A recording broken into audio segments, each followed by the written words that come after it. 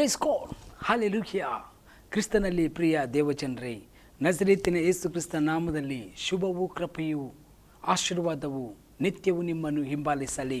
ಮತ್ತೊಮ್ಮೆ ಒಳ್ಳೆ ಕುರುಬ ಈ ಕಾರ್ಯಕ್ರಮಕ್ಕೆ ನಜರೇತಿನ ಯೇಸು ಕ್ರಿಸ್ತ ನಾಮದಲ್ಲಿ ನಿಮ್ಮನ್ನು ಸ್ವಾಗತಿಸ್ತಾ ಇದ್ದೇನೆ. ದೇವರು ಒಳ್ಳೆಯವನು, ಆಶೀರ್ವದಿಸುವವನು, ಶುಭವಾಗಿ ನಡೆಸುವವನು. ಆತನಲ್ಲಿ ನಂಬಿಕೆ ಇಡುವ ಪ್ರತಿಯೊಬ್ಬರಿಗೆ, ಯೇಸು ಕ್ರಿಸ್ತ ನಂಬಿಕೆ ಇಡುವ ಪ್ರತಿಯೊಬ್ಬೊಬ್ಬರು ನಿತ್ಯವೂ ಸುಖ ಸಮಾಧಾನದಲ್ಲಿ ಇರುವವರು. ಅಷ್ಟೇ ಅಲ್ಲ, ಅವರಿಗೆ ನಿತ್ಯ ಜೀವವು ವಾಗ್ದಾನವೂ ಇದೆ.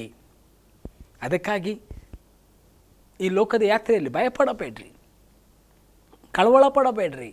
ದೇವರನ್ನು ನೆನೆಸುತ್ತಾ ಮುಂದೆ ಹೋಗ್ರಿ. ನೀತಿವಂತನಿಗೆ ಸಂಭವಿಸುವ ಅನೇಕ ಕಷ್ಟಗಳು ಇರಬಹುದು, ಆದರೆ ದೇವರು ಅದರಿಂದ ಬಿಡಿಸಿ ಕಾಪಾಡುತ್ತಾನೆ ಅಂತ ವಾಗ್ದಾನ ಇದೆ.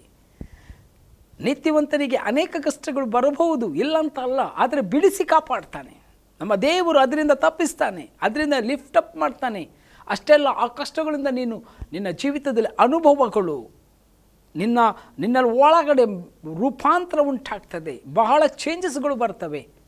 ನೋಡಿಬೇಕಾದ್ರೆ ನಮ್ಮ ಮನೆಯಲ್ಲಿ ಮಕ್ಕಳು ಬೆಳೆದು ಬರುವಾಗ ಬಹಳ ಪೋಖ್ರಿಗಳಂತ ಹೇಳ್ತೇವೆ. ಅವನು ಭಯಂಕರ ಪೋಖ್ರಿ, ಮಾತು ಕೇಳಲ್ಲ ಮಾರೆ ಅಂತ ಬೆಳೆದು ಬರ್ತಾರೆ. ಅವರಿಗೆ ನಾವೇನು ಮಾಡ್ತೇವೆ, ನಮ್ಮ ಚಿಕ್ಕ ಪ್ರಾಯದಲ್ಲಿ ನಾವು ನೋಡಿದ್ದೇವೆ.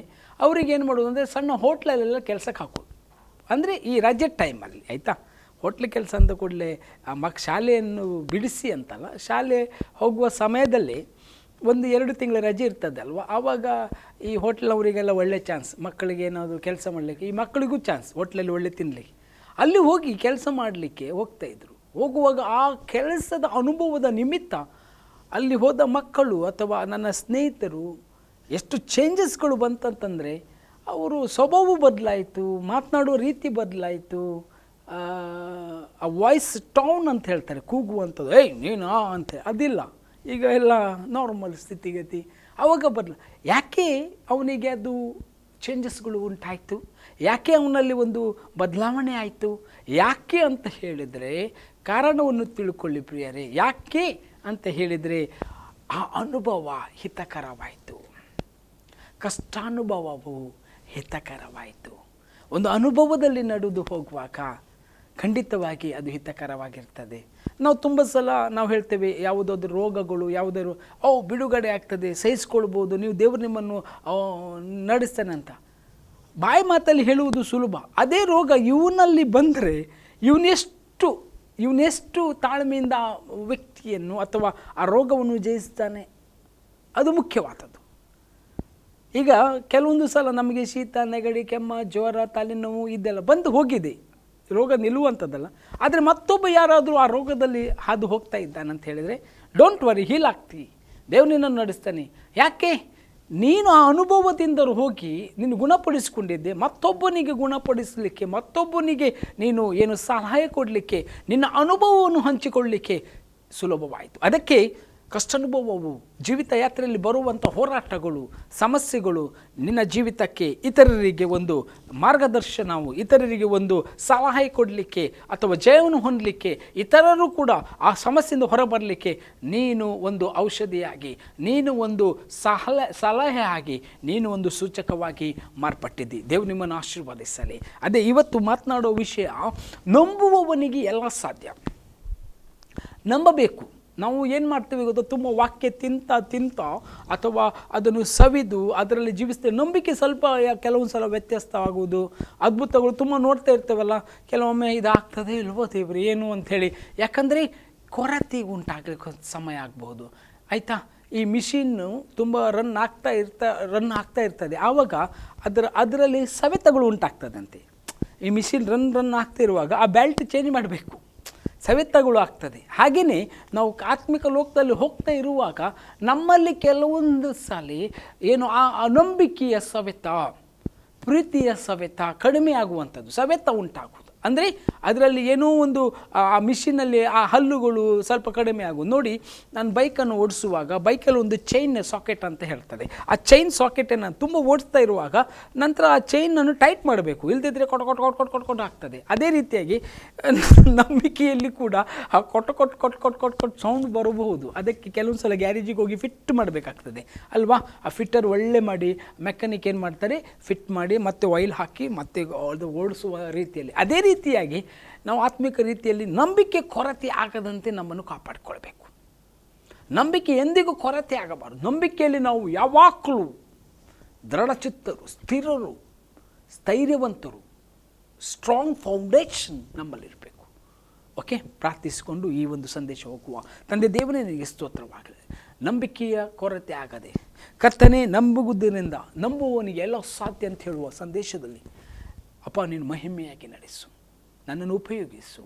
ಜನರು ಕೇಳುವಾಗ ಮಾನಸಾಂತರ ಪಡಲಿ, ಕಣ್ಣೀರಿಡಲಿ, ವೇದನೆ ಪಟ್ಟು ನಿನ್ನ ಕಡೆ ಬರುವಂತೆ. ಮತ್ತು ನಂಬುವವನಿಗೆ ಎಲ್ಲ ಸಾಧ್ಯ. ನಂಬಿಕೆ ಎಲ್ಲಾದರೂ ಕೊರತೆ ಇರುವುದಾದರೆ ಹೆಚ್ಚಿಸು ಸ್ವಾಮಿ. ನಂಬಿಕೆ ಸಹಾಯ ಮಾಡು. ನಂಬಿಕೆ ಬಲವರ್ಧನೆ ಆಗಲಿ, ನಂಬಿಕೆಯ ವೃದ್ಧನೆ, ನಂಬಿಕೆಯ ವೃದ್ಧಿ, ನಂಬಿಕೆಯ ಶಕ್ತಿ ಹೆಚ್ಚಾಗಲಿ. ನೀವು ಮಾಡಿದ್ದಕ್ಕಾಗಿ ಸ್ತೋತ್ರ.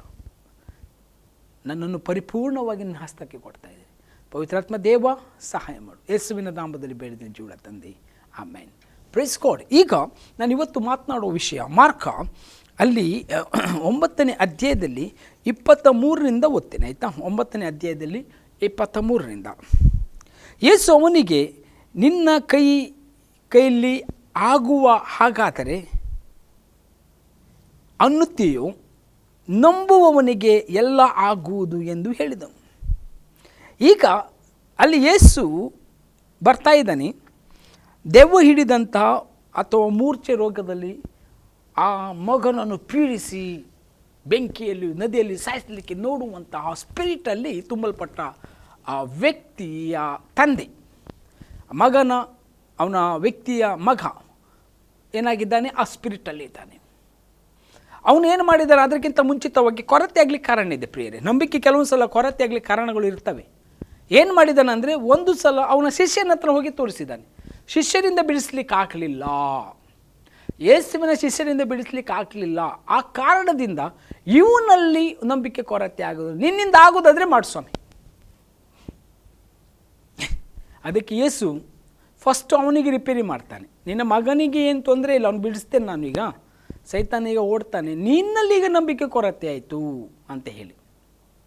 ಅದಕ್ಕೆ ಯೇಸು ಏನು ಮಾಡ್ತಾನೆ ಅಂತ ಹೇಳಿದರೆ, ಅಲ್ಲಿ ನೋಡಿ, ಯೇಸು ಅವನಿಗೆ, ನಿನ್ನ ಕೈಯಲ್ಲಿ ಆಗುವ ಹಾಗಾದರೆ ಅನ್ನುತ್ತೀಯೋ, ನಂಬುವವನಿಗೆ ಎಲ್ಲ ಆಗುವುದು ಎಂದು ಹೇಳಿದನು. ನಂಬಬೇಕು ಪ್ರಿಯರೇ. ನಮ್ಮ ಪರಿಸ್ಥಿತಿಗಳು ಬದಲಾಗ್ತದವೆ, ನಂಬಬೇಕು. ಸಮಸ್ಯೆಗಳು ಸೇಮ್ ಬರ್ತಾ ಇರುವಾಗ, ಅಯ್ಯೋ ದೇವರ ಪ್ರತಿ ಸಲ ಇದೆ ಅಂತ ಹೇಳಿಕೊಂಡು ಕೂಗಿ ಹೋಗುವುದಲ್ಲ, ಅದನ್ನು ಹೆಚ್ಚಿಸ್ಕೊಳ್ಬೇಕು. ತುಂಬ ಸಲ ಏನಾಗ್ತದೆ ಗೊತ್ತಾ, ಆರ್ಥಿಕವಾಗಿ ಬಹಳ ಜನರಿಗೆ ಈಗ ಈ ಪ್ರೆಸೆಂಟ್ ಸಿಚುವೇಷನಲ್ಲಿ ಆರ್ಥಿಕವಾಗಿ ಕೊರತೆ ಇರ್ತದೆ, ಸಾಲ ಇರ್ತದೆ, ಮನೆ ನಡೆಸಲಿಕ್ಕೆ. ಅಯ್ಯೋ ದೇವರೇ, ಈ ಮನೆ ನಡೆಸೋದು ಅಂತ ಹೇಳಿದ್ರೆ ಸುಲಭ ಅಲ್ಲ. ತಿಂಗಳಿಗೆ 20, 30, 15 ಸಾವಿರಗಳು. ಇನ್ನು ಅವನ ಸ್ಟ್ಯಾಂಡರ್ಡ್ ಪಕ್ಕ ಒಂದು 15 ಸಾವಿರ ಬೇಕೇ ಬೇಕು. ಒಂದು ನಾರ್ಮಲ್ ಫ್ಯಾಮಿಲಿ, ಒಂದೇ ಕುಟುಂಬ 15 ಆದರೂ ಬಿಲ್ಕುಲ್, ಅದರ ಕಡಿಮೆ ಇಲ್ಲವೇ ಇಲ್ಲ, ಆಯಿತಾ? ಆದರೆ ಇವಾಗ ಪ್ರತಿ ತಿಂಗಳು ಈ ಒಂದು ಅರೇಂಜ್ಮೆಂಟ್ ಆಗಬೇಕಾದ್ರೆ ಬಹಳ ಕಷ್ಟ. ಭಾಳ ಒಂದು ರೀತಿ ಮನೆಯಲ್ಲಿರುವ ಗಂಡಸರಿಗೆ, ಹೆಂಗಸರು ಅಥವಾ ಮನೆಯ ಯಜಮಾನನಿದ್ದರೆ ಜವಾಬ್ದಾರಿಯಲ್ಲಿ ಇರುವವನು, ಅವನು ಏನು ಮಾಡ್ತಾನೆ ಅಂತ ಹೇಳಿದರೆ, ತಗೊಳ್ಳೋದಾದರೆ ಅಡ್ಡಿಲ್ಲ. ಅದು ಮಗಳು ಅಂದರೆ ಸ್ತ್ರೀ ತಗೊಳ್ಳೋದಾದರೆ ಬಹಳ ಕಷ್ಟ. ಆದರೂ ತಗೊಳ್ತಿದ್ದರೆ ದೇವರಿಗೆ ಸ್ತೋತ್ರ. ಇಲ್ಲಿ ನಾನು ಹೇಳುವುದು, ಮನೆಯಲ್ಲಿ ಈಗ ಯಜಮಾನರು ಅಥವಾ ಯಾರೋ ಆ ಜವಾಬ್ದಾರಿ ತಗೊಳ್ಳುವ ಸ್ತ್ರೀ ಯಾರೇ ಇರ್ಬೋದು, ನಿಮ್ಮಿಬ್ಬರಿಗೂ ನಾನು ಭಯಪಡಬೇಡ್ರಿ. ದೇವರನ್ನು ನಂಬಿ ನೀವು ಮುಂದೆ ಹೋಗ್ರಿ. ಹೋದ ತಿಂಗಳಲ್ಲಿ ನಡೆಸಿದ ದೇವರು ಈ ತಿಂಗಳಲ್ಲೂ ಕೂಡ ನಿನ್ನನ್ನು ನಡೆಸ್ತಾನೆ. ಹೋದ ವರ್ಷ ನಡೆಸಿದ ದೇವರು ಈ ವರ್ಷ ಕೂಡ ನಿನಗೆ ಸಹಾಯ ಮಾಡ್ತಾನೆ. ನಿನ್ನ ಜನ್ಮದಿಂದ ಇವತ್ತಿನ ತನಕ ಕಾಪಾಡಿದ ದೇವರು ನಿನ್ನ ಮಕ್ಕಳು, ನಿನ್ನ ಕುಟುಂಬವನ್ನು ನಡೆಸಲಿಕ್ಕೆ ಶಕ್ತನಾಗಿದ್ದಾನೆ. ಭಯಪಡಬೇಡ. ನಿನ್ನಲ್ಲಿ ಈ ಕೊರತೆಯಲ್ಲಿ ನೀನು ಹೋಗ್ತಾ ಇರುವುದಾದರೆ, ಅಯ್ಯೋ ದೇವರೇ, ನಾಳೆ ಏನು ಊಟಕ್ಕೆ, ನಾಡಿದ್ದೇನು, ನನ್ನ ಮಗಳ ಭವಿಷ್ಯ ಏನು, ಮಗನ ಭವಿಷ್ಯ ಏನು, ಕಾಲೇಜ್ ಏನು, ನನ್ನ ಹೆಂಡತಿ ಆರೋಗ್ಯ, ಅಥವಾ ನನಗೆ ಏನು, ಹೇಗೆ ಈ ಕುಟುಂಬ ಎತ್ಕೊಂಡು ಹೋಗ್ಬೇಕಪ್ಪ, ಏನು ಮಾಡಲಿ? ಡೋಂಟ್ ವಾರಿ, ನಿನ್ನ ದೇವರು ನಿನಗೆ ಸಹಾಯ ಮಾಡ್ತಾನೆ. ಆ ಹೆಸರೇ ಏಸಪ್ಪ ಎಂದಿಗೂ ಕೈ ಬಿಡುವುದಿಲ್ಲ. ಆದರೆ ನಂಬುವವನಿಗೆಲ್ಲ ಸಾಧ್ಯ. ನಂಬಿಕೆ ಇರಲಿ. ದೇವರೇ ಸಹಾಯ ಮಾಡು. ಒಂದು ದಿನ ಏನಾಯಿತು ಅಂದರೆ, ನನ್ನ ಪಪ್ಪ ಸ್ವಂತ ಅವರು ಮಳೆಗಾಲದಲ್ಲಿ ಅವ್ರ ಕೆಲಸ ಇರುವುದಿಲ್ಲ. ಆ್ಯಕ್ಚುಲಿ ಆವಾಗ ಮನೆಯಲ್ಲಿ ಏನೂ ಇಲ್ಲ, ಮನೆಯಲ್ಲಿ ಈ ಜುಲೈ ತಿಂಗಳಲ್ಲಿ ಮಳೆ, ಭಯಂಕರ ಮಳೆ, ಜುಲೈ ಆಗಸ್ಟಲ್ಲಿ. ಯಾಕಂದರೆ ಹಂದಿಗಳು ಗೂಡು ಹಾಕುವುದು ಅಂತ ಹೇಳ್ತಾರೆ. ಅಂಥ ರೀತಿಯಲ್ಲಿ ಈ ವರ್ಷದಲ್ಲಿ ಅಂಥ ಮಳೆ ಆಗ್ತಾಯಿದೆ. ಆಗ ಮನೇಲಿ ಏನಿಲ್ಲ. ಆವಾಗ ನಮ್ಮ ತಂದೆ ಏನು ದೊಡ್ಡ ನಂಬಿಕೆಯವರು ಅಂತ ನಾನು ಹೇಳಲ್ಲ. ಕೂತ್ಕೊಂಡಿರುವಾಗ ದೇವರು ಊಟಕ್ಕಿಲ್ಲ, ಮಕ್ಕಳಿಗೇನು. ಮತ್ತೆ ಅವ್ರು ಹೇಳಿದ್ರು, ನನ್ನ ದೇವ್ರು ಹೇಗಾದ್ರೆ ಸಹಾಯ ಮಾಡ್ತಾನಂತ. ನನ್ನ ದೇವ್ರು ಹೇಗಾದ್ರೆ, ಯಾಕಂದರೆ ಒಂದೊಂದು ದಿನ ಕಳೆಯುವುದು ಅಷ್ಟು ಕಷ್ಟಕರವಾಗಿತ್ತು. ಯಾಕಂದರೆ ಹೊಳೆಗೆ ಹೋಗಿ ಮೀನು ಹಿಡಿಯುವ ಅಂತ ಹೇಳಿದರೆ ಹೊಳೆ ಹತ್ತಿರ ಇದೆ, ನೀರು ತುಂಬಿರ್ತದೆ, ಹೋಗ್ಲಿಕ್ಕಾಗಲ್ಲ. ಕೆಲಸಕ್ಕೆ ಹೋಗಲಿಕ್ಕೆ ಕೆಲಸ ಈ ಸಮಯದಲ್ಲಿ ಇರುವುದಿಲ್ಲ. ಮನೆ ಕಟ್ಟುವುದು ಅಥವಾ ಗಾರೆ ಕೆಲಸ, ಕಲ್ಲು ಕೆತ್ತುವಂಥದ್ದು, ಈ ಮಳೆಗಾಲದಲ್ಲಿ ಈ ಕೆಲಸಗಳು ಬಹಳ ಕಡಿಮೆ ಆಗಿರ್ತದೆ, ಆಯಿತಾ. ಮತ್ತು ಗೆದ್ದೆ ಕೆಲಸ ಎಲ್ಲ ಮುಗ್ದಿರ್ತದೆ, ಯಾಕಂದರೆ ಕೃಷಿ ಕೆಲಸ ಆಗಿರ್ತದೆ ಜುಲೈಯಲ್ಲಿ. ಮತ್ತು ಕೆಲಸ ಇರುವುದಿಲ್ಲ. ಅದೇ ದುಡ್ಡನ್ನು ನಂಬ್ಕೊಂಡಿರು. ದೇವರೇ, ಆದರೆ ದೇವರು ಬೇಡುವಾಗ ಒಂದು ಹಸ್ತವು ಅವರಿಗೆ ಚಲಿಸಲ್ಪಟ್ಟಿತು. ಒಂದು ಹಸ್ತ ಬೇಕಾದದ್ದಂಥ ಅಕ್ಕಿ ಮನೆಯಲ್ಲಿ ತಂದು ಬಿತ್ತು. ನಾನು ಹೇಳುವಂಥದ್ದೇನೆಂದರೆ, ಅವರು ನಂಬಿಕೆಯಿಂದ ಅರಿಕೆ ಮಾಡಿದರು. ನಂಬಿಕೆ ಅರಿಕೆ ಮಾಡುವಾಗ ಅಕ್ಕಿ ಬಂತಲ್ಲ, ನಂಬಿಕೆಯಿಂದ ಅರಿಕೆ ಮಾಡುವಾಗ ಅವರ ಸ್ನೇಹಿತರೊಬ್ಬರು ಬಂದು, ಬಾರೋ ಗ್ಯಾಬ್ರಿಯಲ್ ಅಂತ ತಂದೆ ಹೆಸರು, ಒಂದು ಕೆಲಸ ಇದೆ, ಹೋಗಿ ಬರುವ ಅಂಥೇಳಿ, ಒಂದು ಕೆಲಸ ಇದೆ, ಹೋಗಿ ಬರುವ ಅಂತ ಮನೆ ಹತ್ರ ಬಂದ್ಕೊಂಡು ಕರ್ಕೊಂಡು ಹೋದರು. ದೇವರು ಮಾರ್ಗಗಳನ್ನು ತೆರೀತಾನೆ, ಸಹಾಯ ಮಾಡ್ತಾನೆ. ನಂಬಿಕೆ ಇರಲಿ. ಕೆಲವು ನಮ್ಮ ಜೀವಿತದಲ್ಲಿ ಅಪನಂಬಿಕೆ ಆಗಲಿಕ್ಕೆ ಕಾರಣರಾದಂಥ ಸಂಗತಿಗಳು ಬಂದಿರಬಹುದು. ಯೇಸುವಿನ ಶಿಷ್ಯರು ಯೇಸುವಿಗಾಗಿ ಏನು ಮಾಡಿದ್ದಾರೆ? ಆ ತಂದೆಗೆ ಅಪನಂಬಿಕೆಗೆ ಕಾರಣವಾಗಿದೆ. ನಿನ್ನ ಶಿಷ್ಯರಿಂದ ಆಗಲಿಲ್ಲ, ನಿನ್ನಿಂದ ಆದರೂ ಮಾಡಿ ನೋಡುವ. ಇದು ಯೇಸುವಿಗೊಂದು ದೊಡ್ಡ ಚಾಲೆಂಜ್ ಆಗಿತ್ತು. ದೇವರು ಯೇಸು ಕೂಡ ಅವನ ನಂಬಿಕೆಯನ್ನು ಹೆಚ್ಚಿಸುವಂತೆ ಮಾತನಾಡಿದನು, ಕ್ರಮಪಡಿಸಿದನು. ಅದ ನಂತರ ಅಲ್ಲಿ ಅದ್ಭುತವನ್ನು ಮಾಡ್ತಾನೆ. ನೋಡಿ ನಂತರ ಏನಾಗ್ತದೆ ಅಂತಂದರೆ, ಈಗ ನೋಡಿ, ಅದ್ಭುತ ಯಾರಿಗೆ ಬೇಕಾಗಿತ್ತು? ಅವನ ಮಗನಿಗೆ. ಆದರೆ ಯೇಸು ಯಾರ ಜೊತೆಯಲ್ಲಿ ಅದ್ಭುತ ಮಾಡ್ತಾ ಇದ್ದಾನೆ? ತಂದೆಯ ಜೊತೆಯಲ್ಲಿ. ನೋಡಿ, ಕೂಡಲೇ ಆ ಹುಡುಗನ ತಂದೆಯು, ನಂಬುತ್ತೇನೆ, ನನಗೆ ನಂಬಿಕೆ ಕಡಿಮೆಯಾಗಿದ್ದರೂ ಸಹಾಯ ಮಾಡು ಎಂದು ಕೂಗಿ ಹೇಳಿದನು. ನಂಬುತ್ತೇನೆ ಸ್ವಾಮಿ, ನಂಬುತ್ತೇನೆ. ಒಂದು ಸಲ ಈ ನನ್ನ ಮಗನ ಪೀಡೆ, ಈ ಮಗನ ಒಳಗಿರುವ ದೆವ್ವ, ಇವನನ್ನು ಕೊಲ್ಲಲಿಕ್ಕೆ ನೋಡುವಂತಹ ಪಿಶಾಚಿ ಆತ್ಮ ಹೊರಗೆ ಹೋಗಲಿ. ನಾನು ನಂಬುತ್ತೇನೆ. ನನ್ನಲ್ಲಿ ಏನಾದರೂ ಕೊರತೆ ಇದ್ದೇ ಸ್ವಾಮಿ, ಅದು ನನ್ನ ಸಹಾಯ ಮಾಡು. ನನ್ನಿಂದ ಆಗಲ್ಲ, ನಿನ್ನಿಂದ ಆಗ್ತದೆ ಅಲ್ಲ ಏಸಪ್ಪ, ನೀನು ಸಹಾಯ ಮಾಡು. ಪ್ರಿಯರೇ, ನಮ್ಮಲ್ಲಿ ಕೊರತೆ ಇರುವುದಾದರೆ ಏಸಪ್ಪನ ಬಳಿಯಲ್ಲಿ ಹೋಗಿ, ಯೇಸುವೇ ಸಹಾಯ ಮಾಡು. ಅದಕ್ಕೆ ನಮಗೆ ಪವಿತ್ರಾತ್ಮ ದೇವ ಕೊಟ್ಟಿರುವಂಥದ್ದು. ನಾವು ದೇವರ ಗೂಡಿಯಾಗಿದ್ದೇವೆ. ಪವಿತ್ರಾತ್ಮ ದೇವನು ನಿನ್ನಲ್ಲಿ ವಾಸ ಮಾಡ್ತಾನೆ. ಅದಕ್ಕೆ ಸಹಾಯ ಮಾಡು ದೇವರೇ, ಸಹಾಯ ಮಾಡು. ಪರಿಪೂರ್ಣವಾದ ಸಹಾಯವು ನಿಮಗೆ ಒದಗಿ ಬರ್ತದೆ. ಆವಾಗ ಏನಾಗ್ತದೆ ಮುಂದೆ? ಆಗ ಯೇಸು ಜನರ ಗುಂಪನ್ನು ಓಡಿ ಬರುವುದನ್ನು ಕಂಡು ಆ ದೆವ್ವವನ್ನು ಗದರಿಸಿ, ಎಲೆ ಕಿವುಡ ಮೂಗ ದೆವ್ವವೇ, ಇವನನ್ನು ಬಿಟ್ಟು ಹೋಗು, ಇನ್ನು ಮುಂದೆ ಹಿಡಿಯಬೇಡವೆಂದು ನಾನು ನಿನಗೆ ಅಪ್ಪಣೆ ಕೊಡುತ್ತೇನೆ ಅಂದನು. ನೋಡಿ, ಆರ್ಡ್ರ್ ಬಂತು. ನಿನ್ನ ನಂಬಿಕೆ ಹೆಚ್ಚಾದ ಕೂಡಲೇ ಆರ್ಡ್ರ್ ಬಂದು ಬಿಡ್ತದೆ. ನೀನು ನಂಬಿಕೆ ಅರಿಕೆ ಮಾಡುವಾಗ ನಿನ್ನ ಜೀವಿತದಲ್ಲಿ ಇರುವ ಸಮಸ್ಯೆಗೆ ಬಿಡುಗಡೆ ಉಂಟಾಗ್ತದೆ. ಅದಕ್ಕೆ ನಂಬುವವನಿಗೆ ಎಲ್ಲ ಸಾಧ್ಯ, ಅಸಾಧ್ಯವು ಒಂದೂ ಇಲ್ಲ, ನಿನ್ನಿಂದ ಸಾಧ್ಯವೂ ಒಂದೂ ಇಲ್ಲ. ಅಸಾಧ್ಯವು ಒಂದೂ ಇಲ್ಲ, ನಿನ್ನಿಂದ ಸಾಧ್ಯವು ಒಂದೂ ಇಲ್ಲ. ಸಕಲವ ಸೃಷ್ಟಿಸಿ ಆಳ್ವಿಕೆ ಮಾಡುವವನೇ, ಸಕಲವ ಸೃಷ್ಟಿಸಿ ಆಳ್ವಿಕೆ ಮಾಡುವವನೇ. ಅಸಾಧ್ಯವೂ ಒಂದೂ ಇಲ್ಲ, ನಿನ್ನಿಂದ ಸಾಧ್ಯವೂ ಒಂದೂ ಇಲ್ಲ. ನಮ್ಮ ದೇವರಿಂದ ಅಸಾಧ್ಯವಾದುದು ಒಂದೂ ಇಲ್ಲ. ನಾನು ಸೇವೆಯಲ್ಲಿ ಕೂಡ ಬಹಳ ಸಲ ಕೂಗಲಿಕ್ಕೆ ಸಮಯಗಳು, ಅವಕಾಶಗಳು ಬರ್ತವೆ. ನಂಬಿಕೆಗೆ ಹೋರಾಟಗಳು, ನಂಬಿಕೆಗೆ ವಿರೋಧವಾದ ಸಂಗತಿಗಳು ಬರ್ತವೆ. ದೇವರೇ, ಈಗೇನು ಪ್ರತಿದಿನವೂ ಚಾಲೆಂಜ್, ಪ್ರತಿದಿನ ಹೊಸದು. ಒಂದು ಏನು ಹೇಳ್ತದೆ, ಒಂದು ರೋಚಕವಾದ ರೀತಿಯಲ್ಲಿ ಎಲ್ಲರಿಗೂ ಕೂಡ ನಾನು ಮತ್ತೊಮ್ಮೆ ನಿಮಗೆ ಹೇಳಲಿಕ್ಕೆ ಇಷ್ಟಪಡ್ತೇನೆ, SLCಯಲ್ಲಿ ಬರೆಯುವ ಮಕ್ಕಳಿಗೆ ಪ್ರತಿಯೊಬ್ಬರಿಗೆ ಒಂದೇ ಕ್ವಶನ್ ಪೇಪರ್ ಇರ್ತದೆ ಎಕ್ಸಾಮಲ್ಲಿ. ಗಣಿತ ಅಂದ ಮೇಲೆ ಎಲ್ಲರಿಗೂ ಒಂದೇ ರೀತಿ ಗಣಿತ, ಸೈನ್ಸ್ ಅಂದರೆ ಎಲ್ಲರಿಗೂ ಒಂದೇ ರೀತಿ ಸೈನ್ಸ್, ವ್ಯತ್ಯಾಸ ಇರುವುದಿಲ್ಲ. ABCDEFG ಅಂತ ಹೇಳಿಕೊಂಡು ಅಟೆಂಡೆನ್ಸ್ ಇರುವ ಪ್ರತಿಯೊಂದು ಮಕ್ಕಳಿಗೆ ಒಂದೇ ರೀತಿ.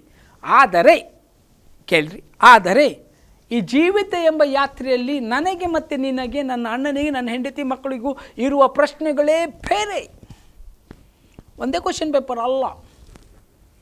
ಪ್ರತಿಯೊಬ್ಬ ಸೇವಕನಿಗೆ ಅದರಾದ ಬೇರೆ ಬೇರೆ ವಿವಿಧ ರೀತಿಯಲ್ಲಿರುವಂಥ ಪ್ರಶ್ನೆಗಳು, ಎಕ್ಸಾಮ್ಗಳು.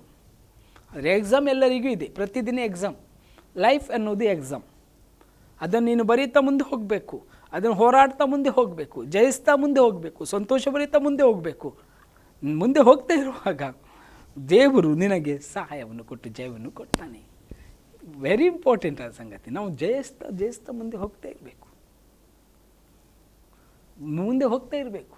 ದೇವರು ನಮಗೆ ಸಹಾಯ ಮಾಡೇ ಮಾಡ್ತಾನೆ. ಈಗ ಇಲ್ಲೇನಾಯಿತು, ಅವನ ನಂಬಿಕೆ ಹೆಚ್ಚಿಸು. ಅಪ್ಪ ನನಗೆ ನನ್ನಲ್ಲಿ ನನ್ನ ಬಲ ಇಲ್ಲ, ಯಾಕಂದರೆ ನಾನು ಸೊತ್ತು ಹೋಗಿದ್ದೇನೆ.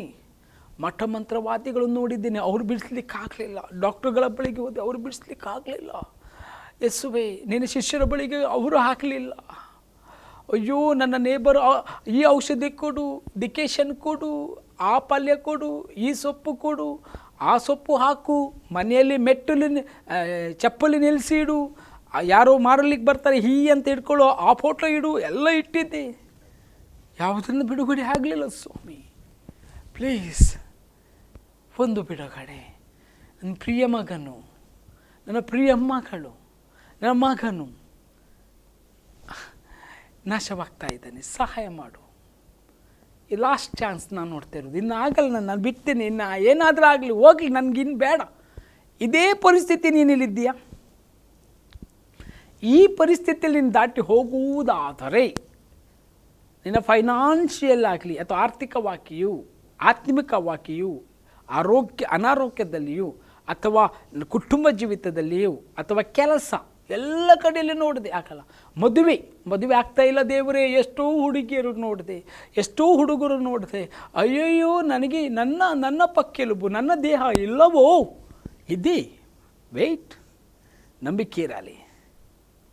ನನಗೆ ಮಗು, ಆ ಡಾಕ್ಟ್ರು ಈ ಡಾಕ್ಟ್ರ್ ಹತ್ರ ಹೋದೆ, ಒಂದು ಮಗು ಆಗಲಿಲ್ಲ. ಡೋಂಟ್ ವರಿ, ಇದೆ. ನನ್ನ ಸಾಲ ಇನ್ನೂ ತೀರ್ತಾ ಇಲ್ಲ. ವೆಯ್ಟ್ ಮಾಡು, ದೇವರು ಮಾಡ್ತಾನೆ, ಕಾರ್ಯ ಮಾಡಿಯೇ ಮಾಡ್ತಾನೆ. ಈ ರೀತಿಯಾಗಿ ಒತ್ತಡದ ಜೀವಿತ, ಒತ್ತಡದಲ್ಲಿ ನೀನು ಇರುವುದಾದರೆ ಈ ತಂದೆಯ ರೀತಿಯಲ್ಲಿ ಇಲ್ಲಿ ಯೇಸಪ್ಪನ ಬಳಿಗೆ ಬಂದಿದ್ದಾನೆ. ಇವನು ರೈಟ್ ಆದ ಪ್ಲೇಸಿಗೆ ಬಂದಿದ್ದಾನೆ, ರೈಟ್ ಆದ ವ್ಯಕ್ತಿಗೆ ಕನೆಕ್ಟ್ ಹಾಕಿದ್ದಾನೆ. ಇವತ್ತು ನಾನು ಕೇಳಲಿಕ್ಕೆ ಇಷ್ಟಪಡ, ನೀನು ರೈಟ್ ಆದ ಸ್ಥಳದಲ್ಲಿ ಇದ್ದೀಯೋ, ರೈಟ್ ಆದ ಸೇವೆಯಲ್ಲಿದ್ದೀಯೋ, ರೈಟ್ ಆದ ಚರ್ಚಲ್ಲಿದ್ದೀಯೋ, ರೈಟ್ ಆದ ವ್ಯಕ್ತಿಯೊಂದಿಗೆ, ಸೇವಕನೊಂದಿಗೆ, ಯೇಸುವಿನೊಂದಿಗೆ ನಿನ್ನ ಕನೆಕ್ಷನ್ ಇದೆಯೋ, ರೈಟ್ ಪ್ಲೇಸಲ್ಲಿದ್ದರೆ ನಾನು ನಿನಗೆ ಹೇಳ್ತೇನೆ, ಅದ್ಭುತ ನಿನ್ನದೇ. ನೀನು ಸಾಲ್ವೇಷನನ್ನು ಕಾಣ್ತಿ, ನೀನು ಬಿಡುಗಡೆಯನ್ನು ಕಾಣ್ತಿ, ಸ್ವಸ್ಥತೆಯನ್ನು ಕಾಣ್ತಿ. ಯಾಕೆ? ನೀನು ರೈಟ್ ಪ್ಲೇಸಲ್ಲಿ ಬಂದಿದ್ದಾನೆ, ಯೇಸುವಿನ ಬಳಿಗೆ ಬಂದಿದ್ದಾನೆ. ತುಂಬ ಸಲ ಏನಾಗ್ತದೆ ಗೊತ್ತಾ? ಅದ್ಭುತಗಳು ಆಗ್ತದೆ, ಮಿರಕಲ್ ಆಗ್ತದೆ, ದೇವರನ್ನು ಬಿಟ್ಟು ಹೋಗ್ತಾರೆ. ಅವರಷ್ಟು ಒಂದು ಮೂರ್ಖ ಆಲೋಚನೆಯವರು ಅಥವಾ ಪೆದ್ದರು ಈ ಲೋಕದಲ್ಲಿ ಯಾರೂ ಇಲ್ಲ. ಯಾಕೆ? ನೀನು ಅಬೆಂಡೆಂಟ್ ಆದಂತಹ, ನೀನು ಸಮೃದ್ಧಿಯುಳ್ಳ ದೇವರ ಪಾದಸನ್ನಿಧಿಯನ್ನು ಬಿಟ್ಟು ಹೋಗ್ತಾ ಇದ್ದಿ, ನಿನ್ನ ಸಮೃದ್ಧಿಯನ್ನು ಬಿಟ್ಟು ಹೋಗ್ತಾ ಇದ್ದಿ, ನಿನ್ನ ವಿಮೋಚನೆಯನ್ನು ಬಿಟ್ಟು ಹೋಗ್ತಾ ಇದ್ದಿ, ನಿನ್ನ ನಿತ್ಯತ್ವವನ್ನು ಬಿಟ್ಟು ಹೋಗ್ತಾ ಇದ್ದಿ, ನಿನ್ನ ಪರಲೋಕವನ್ನು ಬಿಟ್ಟು ಹೋಗ್ತಾ ಇದ್ದಿ. ಬಟ್ ಇಫ್ ನೀನು ಹೀಗೆ ಹೋಗಿದ್ದಿದ್ರೆ ಈವಾಗಲೇ ಹೇಳ್ತೀನಿ, ಅಪಸ್ಟರ್ನಾಗು, ದೇವರ ಬಳಿಗೆ ಮಾನಸಾಂತರ ಪಡು. ನಾನು ನಿನಗೆ ಯಾಕೆ ಹೇಳ್ತಾ ಇದ್ದೇನೆ ಅಂದರೆ, ನೀನು ಮಾಡಿದಂತಹ ಅದು ಸಣ್ಣ ತಪ್ಪಲ್ಲ. This is a biggest mistake in your life. ನಿನ್ನ ಬಹಳ ತಪ್ಪು ಮಾಡಿರ್ಬೋದು, ಅದೆಲ್ಲ ಏನು ಲೆಕ್ಕಕ್ಕಿಲ್ಲ. ಇದರ ಮುಂದೆ ನೀನು ಮಾಡುತ್ತಿರುವ ಮಹಾ ಮಹಾ ಮಹಾ ಪಾಪಕೃತ್ಯದಲ್ಲಿ ಒಂದು ಏನಂದರೆ, ದೇವರಿಂದ ನೀನು ಹಿಂತಿರುಗಿ ಹೋಗುವುದು. ನೀನು ರಾಂಗನ್ನು ಮಾಡ್ತಾ ಇದ್ದಿ, ಬಹಳ ತಪ್ಪನ್ನು ಮಾಡ್ತಾ ಇದ್ದಿ. ದೇವರನ್ನು ಬಿಟ್ಟು ಹೋಗುವಂತಹ ಆ ಬಂಡು ಧೈರ್ಯ ನಿನ್ನಲ್ಲಿ ಬೇಡ. ಅದು ಬಹಳ ಜನರಿದ್ದಾರೆ, ಬಹಳ ಜನರು ಇಂಥವರು ಯಾಕೆ ಮಾಡ್ತಾರೆ ಗೊತ್ತಿಲ್ಲ. ನೀನು ಮಾನಸಿಕವಾಗಿ ಥಿಂಕ್ ಮಾಡ್ತಾ ಇದ್ದಿ. ಮನುಷ್ಯ ಆಲೋಚನೆ, ನಿನ್ನ ಆಲೋಚನೆ ನಿನ್ನ ಹೆಡ್ಡಿಂದ ಹೋಗ್ತಾ ಇದೆ. ನಿನ್ನ ತಲೆ ಒಳಗೆ ಇರುವಂಥ ಕೆಲವು ಹುಳಗಳಿಂದ ಅದು ಕೆಲಸ ಆಗ್ತಾ ಇದೆ. ಬಿಟ್ಟರೆ ನಾನು ನಿನಗೆ ಹೇಳಲಿಕ್ಕೆ ಇಷ್ಟಪಡ್ತೇನೆ, that is the wrong decision you did. ನೀನು ಅದನ್ನು ಮಾಡುವಂಥ ಮಹಾ ತಪ್ಪು ನಿರ್ಧಾರವಾಗಿದೆ. ಚೇಂಜ್ ಹಾಕು. ಈಗ ಈ ವ್ಯಕ್ತಿ ತಂದೆ ತನ್ನ ಮಗನನ್ನು ಕರೆದುಕೊಂಡು ಬಂದು ಯೇಸುವಿನ ಬಳಿಯಲ್ಲಿ ಆಗ್ತದೆ ಅಂತ ಹೇಳಿದ ಕೂಡಲೇ ನಂಬಿಕೆಯನ್ನು ಹೆಚ್ಚಿಸ್ತಾನೆ. ಅವನಲ್ಲಿ ನಂಬಿಕೆ ಹೆಚ್ಚಿಸುವುದು ಅಷ್ಟೇ ಅಲ್ಲ, ಯೇಸು ಈಗ ಮಿರಕಲ್ ಕೂಡ ಮಾಡ್ತಾ ಇದ್ದಾನೆ. ನಮ್ಮ ಜೀವಿತದಲ್ಲಿ ನಂಬಿಕೆ ಹೆಚ್ಚಾಗುವಾಗ ಮಿರಕಲ್ಗಳು ಹೆಚ್ಚಾಗ್ತದೆ, ಕೊರತೆಗಳು ಹೊರಗೆ ಹೋಗ್ತದೆ. ನೀನು ಕಾಣದಂಥ ಸಂಗತಿಗಳು ಉಂಟೆಂದು ನಿನ್ನನ್ನು ಭರವಸೆ ಪಡಿಸುವುದೇ ನಿನ್ನ ನಂಬಿಕೆ. ನಿನ್ನ ಜೀವಿತದ ಆಗದ ಸಂಗತಿಗಳು ಆಗುತ್ತದೆ, ನನ್ನ ದೇವರು ಮಾಡ್ತಾನೆ ಅಂತ ಹೇಳಲಿಕ್ಕೆ ನಿನಗೆ ಬೇಕಾಗಿದ್ದು ನಂಬಿಕೆ ಎಂಬ ಔಷಧಿ. ಆ ನಂಬಿಕೆ ಎಂಬ ಔಷಧಿ ಏನಂದರೆ ವಾಕ್ಯ. ಆ ವಾಕ್ಯವನ್ನು ನೀನು ಕೇಳುವಾಗ, ಆ ವಾಕ್ಯದಲ್ಲಿ ನೆಲೆಗೊಳ್ಳುವಾಗ, ವಾಕ್ಯವನ್ನು ಅರಿಕೆ ಮಾಡುವಾಗ, ವಾಕ್ಯದಂತೆ ಜೀವಿಸುವಾಗ ಇಟ್ ವಿಲ್ ಹ್ಯಾಪನ್. ಇದು ಉಂಟಾಗಿ ಆಗ್ತದೆ. ಇದು ಪ್ರಾಫೆಸಿ ಆಗಿರ್ತದೆ. ದೇವರದು ವಾಕ್ಯದ ಅನುಸಾರವಾಗಿ ಜೀವಿಸು. ಆ ಪ್ರಾಫೆಸಿಯಲ್ಲಿ ಆ ಆಶೀರ್ವಾದವನ್ನು ಹೊಂದಿಕೊಳ್ಳುವ ನೀನಾಗಿರ್ತಿ. ಆ ಪ್ರವಾದನೆಯ ಆಶೀರ್ವಾದ. ಪ್ರವಾದನೆ ಅಂದರೆ ಏನೆಲ್ಲ, ವಾಕ್ಯ ಹೇಳುವಂಥದ್ದನ್ನು ಕೇಳಿ ನಂಬುವಂಥದ್ದು. ನಂಬಿದರೆ ನಿನ್ನ ಜಯವನ್ನು, ಫಸ್ಟ್ ನಿನ್ನ ನಂಬಿಕೆ, ನಿನ್ನ ಪ್ರವಾದನೆ, ನಿನಗೆ ಆ ಪ್ರವಾದನೆಯ ಫಲ ಉಂಟಾಗ್ತದೆ. ನೋಡಿ, ಈಗ ಮುಂದೆ ನಾನು ಓದುವಾಗ, ಆಗ ಅದು ಅಬ್ಬರಿಸಿ ಅವನನ್ನು ದಾಡಿಸಿ ಬಿಟ್ಟು ಹೋಯಿತು. ಆ ಹುಡುಗನು ಸತ್ತ ಹಾಗೆ ಬಿದ್ದಿದ್ದರಿಂದ ಬಹು ಜನರು ಸತ್ತು ಹೋದ ಅಂದರು. ಆದರೆ ಯೇಸು ಅವನನ್ನು ಕೈ ಹಿಡಿದು ಎಬ್ಬಿಸಲು ಅವನು ಎದ್ದು ನಿಂತನು. ಯೇಸು ಕೈ ಹಿಡಿದು ಎಬ್ಬಿಸುವಾಗ ಎದ್ದು ನಿಂತನು. ಈಗ ನಾನು ನಿಮಗೇನು ಹೇಳಲಿಕ್ಕೆ ಇಷ್ಟಪಡ್ತೇನೆ, ನಾನು ನಂಬಿಕೆಯಿಂದ ಎಲ್ಲ ಮಾಡುವಾಗ ದೊಡ್ಡ ಕಾರ್ಯ ಉಂಟಾಗ್ತದೆ. ನಂಬಿಕೆಯಲ್ಲಿ ದೊಡ್ಡ ಜಯ ಉಂಟಾಗ್ತದೆ. ಯೇಸುವಿನ ವಾಕ್ಯದಲ್ಲಿ ಎಷ್ಟು ಪವರ್ ಇದೆ, ಎಂಥ ಶಕ್ತಿ ಇದೆ ಅಂತ ನೀವು ನೋಡಿದ್ರಲ್ಲ. ಮತ್ತೊಂದು ಓದುವ ವಾಕ್ಯ. ಈ ವಾಕ್ಯ ಹೆಚ್ಚು ಓದುವಾಗ ಭಾಳ ಏನಾಗ್ತದೆ ಅಂದರೆ, ವಾಕ್ಯ ಬೇಕು, ವಾಕ್ಯ ಓದಬೇಕು. ವಾಕ್ಯದಲ್ಲಿ ದೊಡ್ಡ ಜಯ ಉಂಟು. ನೋಡಿ, 2 ಪೂರ್ವಕಾಲ ವೃತ್ತಾಂತದಲ್ಲಿ 20ನೇ ಅಧ್ಯಾಯದಲ್ಲಿ 20ನೇ ವಚನವನ್ನು ಓದ್ತೇನೆ. 2 ಪೂರ್ವಕಾಲ ವೃತ್ತಾಂತ 20:20. ಅವರು ಮರುದಿನ ಬೆಳಿಗ್ಗೆ ಎದ್ದು ತೆಕೋವ ಅರಣ್ಯಕ್ಕೆ ಹೊರಟರು. ಅವರು ಹೊರಡುವಾಗ ಯೆಹೋಷಾಫಾಟನು ನಿಂತು ಅವರಿಗೆ, ಯೆಹೂದ್ಯರೇ, ಯೆರೂಸಲೇಮಿನವರೇ, ನನ್ನ ಮಾತನ್ನು ಕೇಳಿರಿ. ಯೆಹೋವನಲ್ಲಿ ಭರವಸೆ ಬಿಡಿರಿ, ಆಗ ಸುರಕ್ಷಿತರಾಗಿರುವಿರಿ. ಆತನ ಪ್ರವಾದಿಗಳನ್ನು ನಂಬಿರಿ, ಆಗ ಸಾರ್ಥಕರಾಗುವಿರಿ ಎಂದು ಹೇಳಿದನು.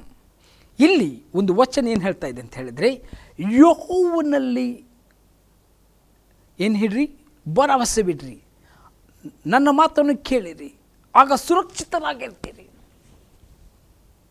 ನಾವು ಭರವಸೆ ಇಡುವುದನ್ನು ನಾವು ಕಲಿಬೇಕು.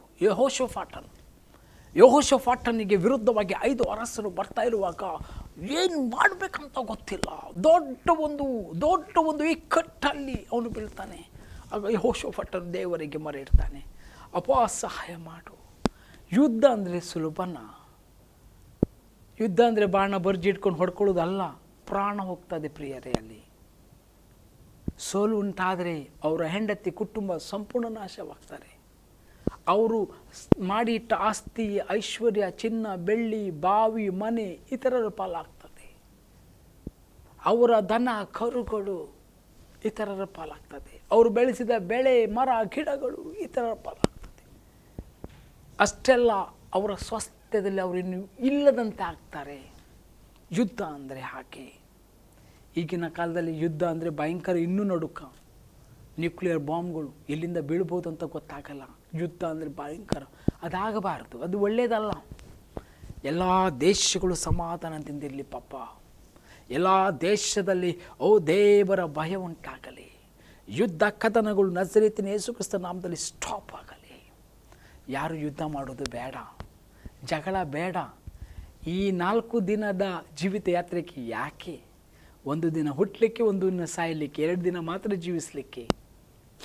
ಅದರಲ್ಲಿ ಏನು ಯುದ್ಧ ಮಾಡಿ ಏನು ತಗೊಳ್ಳಿಕ್ಕಿದೆ? ಆದರೆ ಯೆಹೋಷಾಫಾಟನಿಗೆ ವಿರುದ್ಧವಾಗಿ ಬರುವಾಗ ಯೆಹೋಷಾಫಾಟನು ಇದೇ ಮಾತೀಗ ಆತನ ಜನರಿಗೆ ಹೇಳ್ತಾನೆ. ಯಾಕಂದರೆ ಆತನು ಜಯವನ್ನು ಹೊಂದಿದ್ದಾನೆ. ಆತನು ದೇವರಲ್ಲಿ ತನ್ನ ನಂಬಿಕೆಯನ್ನು ಪರಿಪೂರ್ಣ ಮಾಡಿಕೊಂಡಿದ್ದಾನೆ. ಅದಕ್ಕೆ ಇವತ್ತು ನಾನು ನಿಮಗೆ ವಚನವನ್ನು ಸಾರ್ತಾ ಇದ್ದೆ. ದೇವರು ಮಾಡಿದ ದೊಡ್ಡ ಕಾರ್ಯಗಳು ನಿಮಗೆ ಸಾರ್ತಾ ಇದ್ದಾನೆ. He will do miracles and wonders in your life. ನಿನ್ನ ಜೀವಿತದಲ್ಲಿ ಅದ್ಭುತಗಳು, ಮಾತ್ಕಾರ್ಯಗಳು, ಸೂಚಕ ಕಾರ್ಯಗಳು ದೇವರು ಮಾಡಿಯೇ ಮಾಡ್ತಾನೆ. ಆತನಿಗೆ ಅಸಾಧ್ಯವಾದುದು ಒಂದೂ ಇಲ್ಲ. ನಂಬುವವನಿಂದ ಇದು ಆಗ್ತದೆ. ನಂಬುವವನಿಗೆ ಇದು ಎಲ್ಲವೂ ಸಾಧ್ಯವಾಗ್ತದೆ. ಅದಕ್ಕೆ ಯೆಹೋಷಾಫಾಟನು ಹೇಳ್ತಾ ಇದ್ದಾನೆ, ಓ ಕೇಳಿರಿ, ಯೆಹೋವನಲ್ಲಿ ಭರವಸೆ ಇಡಿರಿ, ಆಗ ಸುರಕ್ಷಿತರಾಗಿರು. ಆತನ ಪ್ರವಾದಿಗಳನ್ನು ನಂಬಿರಿ, ಆಗ ಸಾರ್ಥಕರಾಗುವಿರಿ. ನಂಬಬೇಕು ದೇವರ ಸೇವಕರನ್ನು, ನಂಬಬೇಕು ದೇವರ ವಾಕ್ಯವನ್ನು, ಭರವಸೆ ಬಿಡಬೇಕು ದೇವರಲ್ಲಿ. ಈ ಸಾಧಾರಣ ವಾಕ್ಯ ಯೆಹೋಷಾಫಾಟನು ಹೇಳ್ತಾ ಇಲ್ಲ. ಸೈನ್ಯವು ವಿರೋಧವಾಗಿ ಬರ್ತಾ ಇರುವಾಗ ಒಂದು ಸಲ ಹಿಜ್ಕೀಯ ಅರಸನು ಕೂಡ ತನ್ನ ಜನರಿಗೆ ಮಾತನಾಡ್ತಾ ಇದ್ದನು, ಯೆಹೋವನಲ್ಲಿ ಭರವಸೆ ಬಿಡ್ರಿ ಅಂತ ಹೇಳುವಾಗ ಆ ಸೆನಿಬರ್ ಅರಸನು ಹೇಳ್ತಾ ಇದ್ದಾರೆ, ಇಡೀ ಲೋಕವನ್ನು ಜಯಿಸ್ಕೊಂಡು ಬಂದಿದ್ದಾನೆ. ಅಲ್ಲಿರುವ ದೇವತೆಗಳನ್ನು ಪುಡಿ ಪುಡಿ ಮಾಡಿ ಅಲ್ಲಿರುವ ಬಾವಿ ಕೆರೆಗಳನ್ನು ಬತ್ತಿಸಿ ಬಿಟ್ಟಿದ್ದೇನೆ ನಾನು. ನಿನ್ನೆ ದೇವರು ಯಾವ ಲೆಕ್ಕಕ್ಕೆ ಅಂತ. ಅವಾಗ ದೇವರು ಹೇಳ್ತಾನೆ, ನಾನು ಅವನನ್ನು ಕೇಳಿದೆ, ಅವನ ಮಾತು ಕೇಳಿದೆ, ನೀನು ಹೆದರಬೇಡ ಯೆಹೋಷಾಫಾಟ ಅಥವಾ ಹಿಜ್ಕೀಯ, ನಾನು ಅವನಿಗೆ ಕಳಿಸ್ತೀನಿ ವಾಪಸ್ ಅಂತ ದೇವರ ಬಳಿಗೆ. ಅದೇ ರೀತಿ ದಾವೀದನು ಕೂಡ ಅಲ್ಲಿ ಬರ್ತಾ ಇರುವಾಗ ಗೋಲಿಯತ ಹುಚ್ಚಂತರ ಕೂಗ್ತಾ ಇದ್ದಾನೆ. ಯಾರು? ಅವಾಗ ಈ ಬೇಸುನ್ನತಿ ಇಸ್ರೇಲರ ಮಹಾಸೈನ್ಯವನ್ನು ಯೆಹೋವ ದೇವರಿಗೆ ಹೀಳಿಸಲಿಕ್ಕೆ ಇವನಿಗೆಷ್ಟು ದಮ್, ಇವನಿಗೇನಿದೆ ಅಧಿಕಾರ? ಬೇಸುನ್ನತಿ. ಅದಕ್ಕೆ ಅವನು ಕಲ್ಲು ಹಿಡಿದುಕೊಂಡು ಹೊಡಿಲಿಕ್ಕೆ ಹೋಗ್ತಾನೆ. ಕಲ್ಲು ಯಾಕೆ?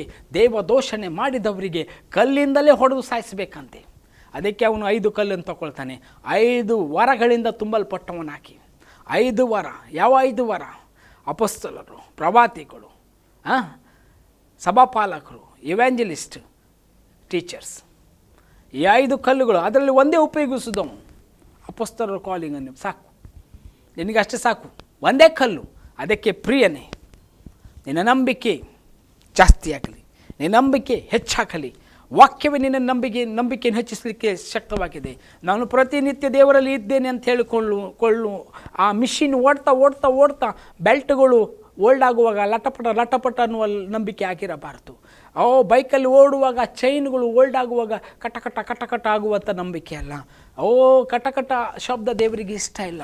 Be strong. ನಂಬುವವನಿಗೆಲ್ಲ ಸಾಧ್ಯ. ನಿನ್ನ ಜೀವಿತದಲ್ಲಿ ಏನೆಲ್ಲ ತಡೆಗಳಿದೆ ನಂಬು. ಯಾರೇ ಆಗಲಿ, ಇವತ್ತು ಹೊಸಬರಾಗಿ ದೇವರ ವಾಕ್ಯ ನನಗೆ ಮೊದಲಾಗಿ ಕೇಳ್ತಾ ಇದೆಯಾ? ಒಂದು ನಾನು ಹೇಳಿಗೆ ಇಷ್ಟಪಡ್ತೇನೆ, ಯೇಸು ಸತ್ಯ ದೇವರಾಗಿದ್ದಾನೆ. ಆತ ನಂಬುವವರು ಎಂದಿಗೂ ನಾಶವಾಗುವುದಿಲ್ಲ, ನಿತ್ಯ ಜೀವನ ಹೊಂದಿಕೊಳ್ತಾರೆ. ಈ ಲೋಕದ ಯಾತ್ರೆ ಮುಗಿಬಹುದು, ಪರಲೋಕದ ಯಾತ್ರೆ ಮುಗಿಯುವುದಿಲ್ಲ. ಪರಲೋಕದಲ್ಲಿ ನಿತ್ಯ ಜೀವ ಇದೆ, ಮತ್ತು ಅಲ್ಲಿ ಮತ್ತೊಂದು ಮರಣ ಇದೆ, ಅದು ನಿತ್ಯ ನರಕ. ಅದೇ ಬೆಂಕಿ. ನಿನಗೆ ಯಾವ ಜಾಗಕ್ಕೆ ಹೋಗಲಿ ಇಷ್ಟ ಇದೆ? ಪರಲೋಕವೋ ನರಕೋ? ಪರಲೋಕಕ್ಕೆ ಹೋಗಬೇಕಾದ್ರೆ ಯೇಸುವೇ ಮಾರ್ಗ, ಸತ್ಯ, ಜೀವ. ಆತನ ವಾಕ್ಯವನ್ನು ಓದಿರಿ, ಬೈಬಲನ್ನು ಓದಿರಿ, ಹುಡುಕಿರಿ, ಮತ್ತು ನಿನಗೆ ಖಂಡಿತ ನಿನ್ನ ದೇವರು ನಿನಗೆ ಸಿಗ್ತಾನೆ. ಆತನ ಹೆಸರೇ ಯೇಸು ಕ್ರಿಸ್ತನಾಗಿದ್ದಾನೆ. ದೇವರು ನಿಮ್ಮನ್ನು ಆಶೀರ್ವದಿಸಲಿ. ನಂಬುವವನಿಗೆ ಎಲ್ಲವೂ ಸಾಧ್ಯ. ನೀನು ನಂಬ್ತಾ ಇದ್ದರೆ ದೇವರು ನಿನ್ನ ಜೀವಿತ ದೊಡ್ಡ ಕಾರ್ಯ ಮಾಡ್ತಾನೆ. ಪ್ರಾರ್ಥಿಸುವ. ತಂದೆ ದೇವರೇ, ನಿನಗೆ ಸ್ತೋತ್ರವಾಗಲಿ. ಅದ್ಭುತ ವಾಕ್ಯಗಳನ್ನು ಕೊಟ್ಟು ನಿನಗೆ ಮಹಿಮೆ ಉಂಟಾಗಲಿ. ಇನ್ನು ಹೆಚ್ಚಿನ ಕರ್ತನೆ ಕಾರ್ಯಗಳು ನಮ್ಮ ಜೀವಿತದಲ್ಲಿ ಉಂಟಾಗುವಂತೆ, ಜನರು ನೋಡಿ ರಕ್ಷಣೆ ಹೊಂದುವಂತೆ ಮಹಿಮೆಯಾಗಿ ಉಪಯೋಗಿಸು ಅಪ್ಪ. ಅವರ ಜೀವಿತ ಅದ್ಭುತ ಕಾರ್ಯಗಳು ಏರ್ಪಡಲಿ. ನಿನ್ನ ಬಳಿಗೆ ಬರಲಿ. ರೈಟ್ ಪ್ಲೇಸಲ್ಲಿ, ರೈಟ್ ಸಭೆಗೆ ರೈಟ್ ಕನೆಕ್ಷನ್ ಆಗಲಿ. ನಾಶನದ ಜಾಗದಿಂದ ಬಿಟ್ಟು ಸತ್ಯ ಮಾರ್ಗದಲ್ಲಿ, ಸತ್ಯ ಜಾಗಕ್ಕೆ, ಸತ್ಯ ಪರಲೋಕ ಹೋಗುವಂಥ ಸರಿಯಾದ ಮಾರ್ಗಕ್ಕೆ ಬರುವಂತೆ ಸಹಾಯ ಮಾಡು. ಅದ್ಭುತಗಳು, ಕಾರ್ಯಗಳು, ಸ್ವಸ್ಥತೆಗಳು, ರೋಗ ಸ್ವಸ್ಥತೆಗಳು, ಆರ್ಥಿಕ ಒಂದು ಸಮಸ್ಯೆಯಿಂದ ಬಿಡುಗಡೆಗಳು, ಮಕ್ಕಳ ಭಾಗ್ಯ, ಮದುವೆ ಅಥವಾ ಜೀವಿತದ ಏನೆಲ್ಲ ಕೊರತೆ ಇದೆ ಅದೆಲ್ಲ ನೀಗಲ್ಪಟ್ಟು ಮಹಿಮೆಗೆ ನಡೆಸು. ಮೊದಲು ನಿನ್ನ ನಿತ್ಯ ಜೀವ, ನಿನ್ನ ರಾಜ್ಯ, ನಿನ್ನ ಮಹಿಮೆ, ಪ್ರಾರ್ಥನೆ ಜೀವಿತ, ಆರಾಧನೆ ಉಂಟಾಗಲಿ. ಯೇಸು ಕ್ರಿಸ್ತನ ನಾಮದಲ್ಲಿ ಬೇಡಿದರೆ ಜೀವಳ ಪರಲೋಕ ತಂದೆಯೇ, ಆಮೆನ್. Praise God.